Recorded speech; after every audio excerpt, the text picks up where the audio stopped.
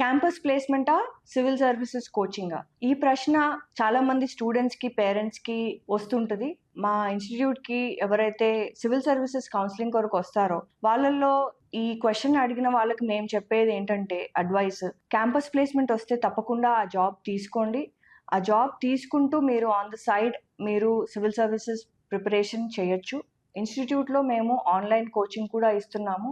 ఎందుకు campus placement job తీసుకోమని చెప్తామంటే, ఒక స్టూడెంట్స్కి ఒక జాబ్ ఎక్స్పీరియన్స్ బిల్డ్ అవుతుంది. అది కూడా వాళ్ళకి సివిల్ సర్వీసెస్ కోచింగ్లో ఎప్పుడైతే సివిల్ సర్వీసెస్ ఎగ్జామ్లో పర్సనాలిటీ టెస్ట్ ఏదైతే ఉంటుందో దాంట్లో వాళ్ళ డీటెయిల్డ్ అప్లికేషన్ ఫామ్లో అది వాళ్ళకి హెల్ప్ అవుతుంది ఇంటర్వ్యూ అప్పుడు. అండ్ వాళ్ళకి ఒక కెరియర్ ప్లాన్ బిగా పెట్టుకోవడానికి కూడా ఒక కెరియర్ ఉండడం వలన వాళ్ళ ఏదైతే ఏజ్ ఉంటుందో ఆ 20s ఆ ఏజ్ లో వాళ్ళు బిల్డ్ చేసుకోవాల్సిన ప్లాన్ బికి కూడా అది దోహదపడుతుంది. అందుకు జాబ్ ఎక్స్పీరియన్స్ ఉండడం మంచిది. క్యాంపస్ ప్లేస్మెంట్ వస్తే వదులుకోకండి. అండ్ మీకు ఇలాంటి ప్రశ్నలు ఏమన్నా ఉన్నా మా strategy to clear civil services session attend అయ్యి మీరు ఈ క్వశ్చన్స్ కి క్లారిటీ తెచ్చుకోవచ్చు. Thank you.